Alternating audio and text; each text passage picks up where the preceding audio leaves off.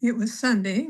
My sister and I were in bed coloring, and we heard these loud explosions, and we couldn't figure out why they were working in the gravel pit on Sunday. They never did that. A 91-year-old Brookings woman gives a first-hand account of the day America changed forever, December 7th, 1941, the day Japanese fighter bombers attacked Pearl Harbor. Good evening, and thank you for choosing NBC5 News at 6. I'm Andrea Boyd. With the 84th anniversary of Pearl Harbor this coming Sunday, a Brookings woman looks back on that fateful day, though the innocence of childhood. Well, NBC5's Ethan Quinn has our top story tonight at 6. For 91-year-old Doris Westerby, the morning of December 7th, 1941, is a day she will never forget. It started with a booming noise she mistook for construction work until the sky above her family's home in Hawaii turned into a war zone. Doris was just 7 years old, living in brand new Navy housing right across from Hickam Field. She was coloring in her bedroom with her sister when the planes arrived. In an innocence that only a child possesses, she didn't run for cover. She ran outside.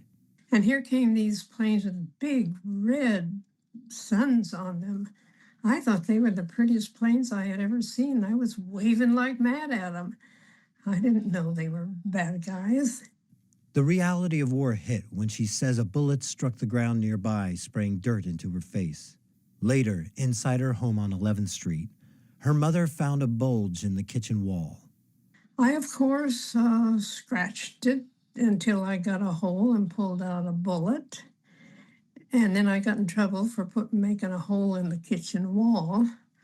It was a souvenir of survival that her mother later had made into a pendant for Doris to wear.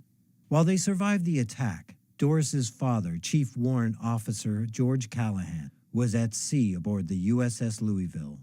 For weeks, the family listened to the propaganda of Radio Tokyo's zero-hour program, claiming the Pacific Fleet and her father's ship were at the bottom of the ocean. I didn't believe it. I mean, nothing could happen to my dad. But he was always gone, and I never worried about him because he always came back. He did come back. The family was eventually evacuated to the mainland in 1942 aboard the HMS Aquitania. Doris went on to live a life defined by that same resilience, becoming an Alaskan bush pilot. But the most poignant twist in her story isn't about the past. It's about the present for the woman who lives in Brookings. The little girl who once waved at enemy planes now watches her own grandchildren patrol the skies. Her grandson has served in the Navy for 20 years. And her granddaughter, she is currently a Navy pilot flying F-18 fighter jets. This is America. This is my country. And just don't mess with us. Ethan Quinn, NBC5 News.